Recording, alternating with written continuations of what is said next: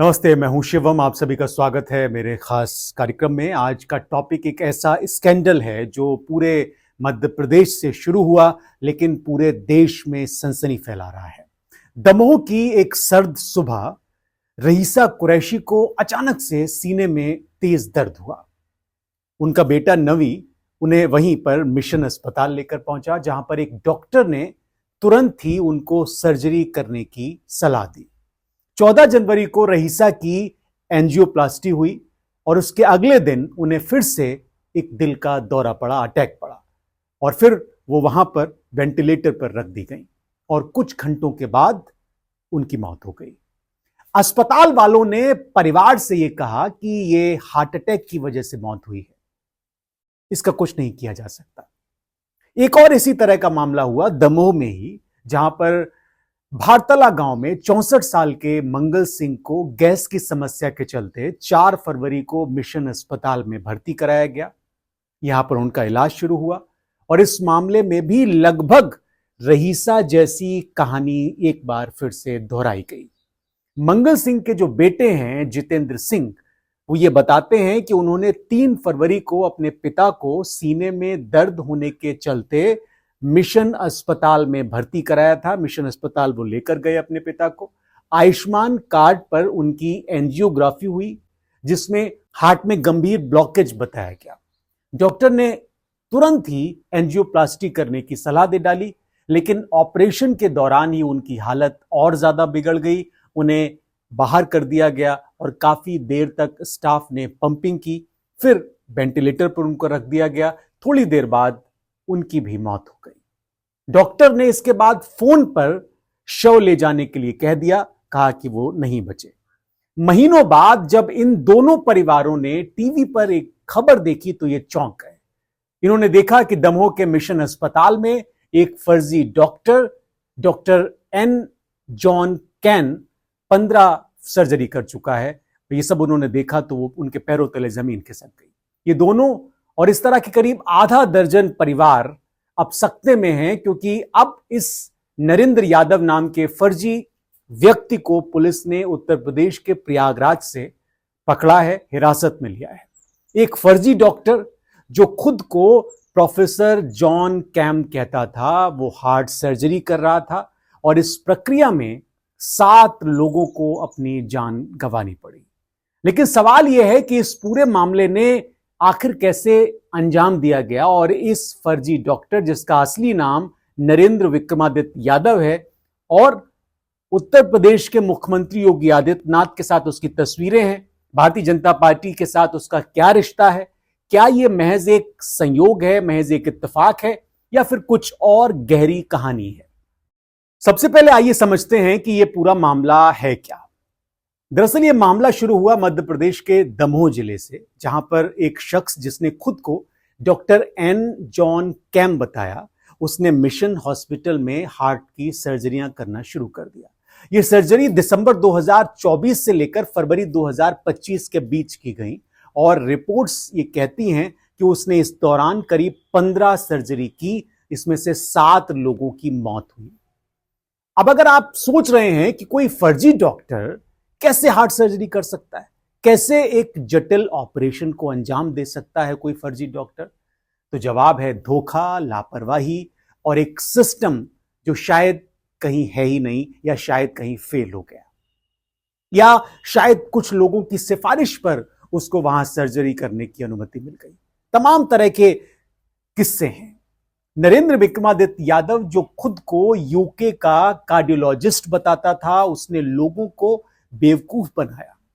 उसने फर्जी डिग्रियां और पहचान पत्र दिखाए अस्पताल में और किसी ने भी उसकी जांच करने की जरूरत महसूस नहीं की। लेकिन सवाल यह उठता है कि आखिर यह सब पकड़ा कैसे गया? असल में जब मरीजों की मौतें बढ़ने लगी, लगातार जो कार्डियक अरेस्ट के मरीज थे उनकी जान जाने लगी, तो परिवार वालों ने शिकायत की। जब उनकी शिकायत पर मामला सामने आया तो स्थानीय प्रशासन और पुलिस ने इस पूरे मामले की तहकीकात, तफ्तीश शुरू की और जल्द ही पता चला कि ये जो शख्स है वो कोई प्रोफेसर नहीं है या कोई विदेशी डॉक्टर नहीं है, बल्कि एक फर्जी आदमी है, फ्रॉड है।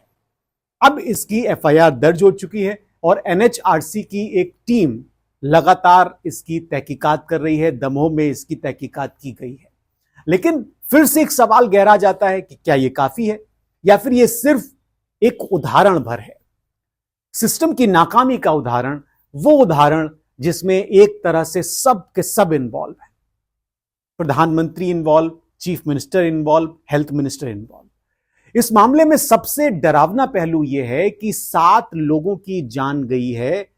हर मौत एक परिवार को तबाह करके गई है और किसी ने उफ भी नहीं की। इमेजिन करिए कि आपकी जान किसी ऐसे शख्स के हाथों में हो जो ना तो योग्य है और ना ही जिसने ट्रेनिंग ली है।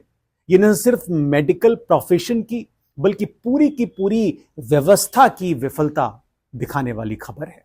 मध्य प्रदेश सरकार, मध्य प्रदेश के मुख्यमंत्री मोहन यादव और स्वास्थ्य विभाग पर भी लगातार सवाल उठ रहे हैं कि आखिर ऐसे फर्जी डॉक्टर को मिशन अस्पताल में कैसे एंट्री मिल गई, कैसे जगह मिल गई, कैसे वो ऑपरेशन कर रहा था?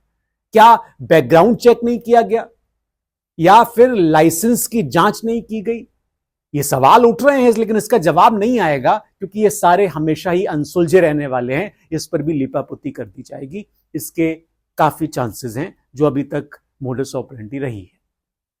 लेकिन अब एक ट्विस्ट ये आ गया इस पूरे मामले में कि इस फर्जी डॉक्टर नरेंद्र विक्रमादित्य यादव का नाम अचानक से उत्तर प्रदेश के मुख्यमंत्री योगी आदित्यनाथ और भारतीय जनता पार्टी से जुड़ने लगा। उसकी पोस्ट और खबरों को लोग शेयर करने लगे क्योंकि इसके मुताबिक ये जो फर्जी डॉक्टर है, इसने कुछ समय पहले ही योगी सरकार के बुलडोजर एक्शन की बड़ी तारीफ की थी।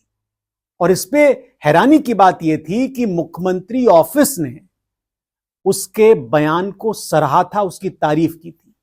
अब ये जानकारी जब सोशल मीडिया पर वायरल हो रही है और लोग सवाल कर रहे हैं कि क्या यह महज एक संयोग है या फिर योगी आदित्यनाथ का भी इससे कुछ कनेक्शन था या कोई गहरा कनेक्शन था, यह भी तहकीकात का विषय है। और आप खुद अंदाजा लगाइए कि इस तहकीकात में क्या नतीजा आएगा। रिपोर्ट, फाइल, जांच सब दबा दिया जाएगा। आइए थोड़ा पीछे चलते हैं आपको इस पूरे मामले को समझने के लिए।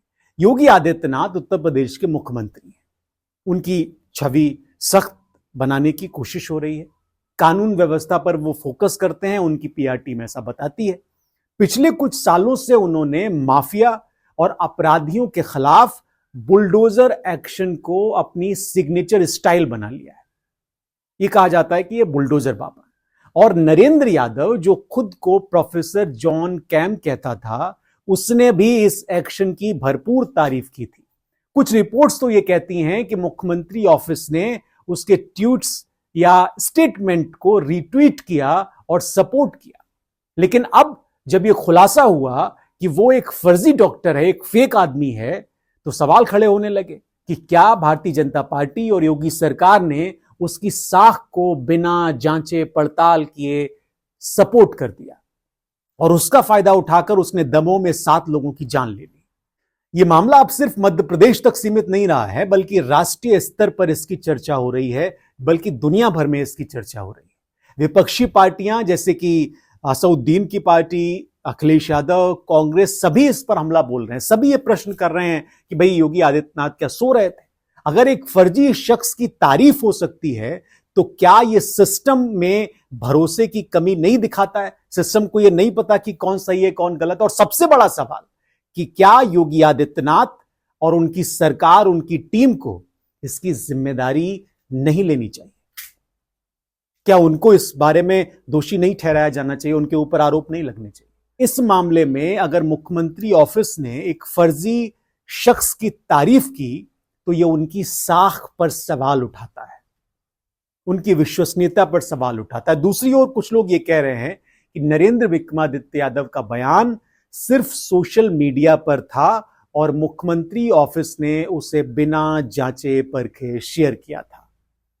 लेकिन क्या यह इतना बड़ा रिस्क लेना जायज है?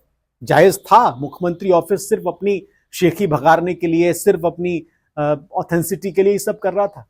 हालांकि यह भी सच है कि योगी सरकार ने पिछले कुछ सालों में अपने आप को बहुत कुशल प्रशासक साबित करने की कोशिश की है। लेकिन यह मामला, जो ताजा मामला है फर्जी डॉक्टर का, इसने यह बताया है कि इस पूरे सिस्टम में कितने छेद हैं। एक फर्जी डॉक्टर हार्ट सर्जरी कर सकता है और उसकी तारीफ भी हो सकती है। ये कितना डरावना है इसका अंदाजा आप खुद लगाइए। आप बताइए कि आपको क्या लगता है कि सारा कुछ फेक है और फेक के सहारे आपको बरगलाने की कोशिश की जा रही है। फिलहाल इस कार्यक्रम में इतना ही। मुझे इजाजत दीजिए। कमेंट करके जरूर बताइए कि आप इस घटना के बाद क्या सोच रहे हैं।